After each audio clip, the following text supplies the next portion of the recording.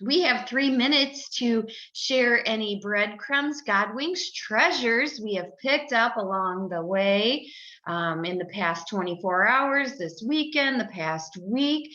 Do you have anything to kick us off on this Monday morning? You know what, Sister B? There's always some breadcrumbs. And I, so last week we had the 2-day virtual summit with Living OP. Which And was amazing. yes, absolutely was. Something that happened even just before jumping on here today was I was listening to a podcast, and the way that this woman's talking about quitting sugar, um, she had said something in there about continuing to go back to the source. And it really connected Stephanie's talk with momentum, and how she talked about a 6-ounce cup of water that she needed to keep going back and refilling to the same place, walking there, going back. And it just like was a lightning strike in my head of going back to the source and keep going back and checking in. And it was all about this woman. I haven't completed it yet, but it was literally what I was just listening to, and it was just connecting with me on deciding and choosing that today you could totally choose differently. That today is a new day. And the way that she was talking about like going back to the same source and just keep refilling it. It was basically like she was saying exactly what Stephanie said in her talk about refilling that dang little 6-ounce cup and just keep choosing the little tiny steps and building the momentum. So I'm totally taking that as a breadcrumb, and I'm excited to complete this this experience that she's talking about with putting sugar and choosing moment by moment how she wanted to live her life intentionally. Mm. Love it, love it, love it. Yes. Every day is a new day.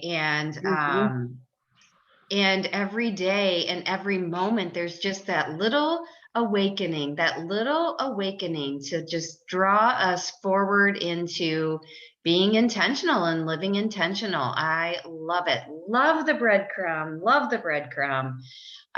So good. Uh, that just kind of stirs up in me. I mean, there were so many great takeaways, but what I picked up and I moved forward with was from Tammy, just saying, she said, there is no map for the journey. And I just sat with that because I don't know, it just really stirred up in me. And it just a lot of reflection around it this weekend, but I need a map. Like, I don't need to direct steps necessarily, but I need a map for the journey. So I pulled out an old map that I made, a mind map that I made, and I decided I needed a new mind map. So I started making a mind map of all the stuff that is in my mind, to map it out, to see which directions, see what my options are, see where I can choose to go. But I wanted to put all my choices down in one spot in a map. I need a map. So that whole living without a map, or the journey has no map, I decided, and that's just kind of like the 75 hard for me. I need kind of a map to go. I can choose, different steps on that map. And when I get to the fork in the road, I have choices, but I need a map. I need some boundaries for myself. So, so I'm in the process of making my mind map so I can map out my next steps. So that's where I'm at this week.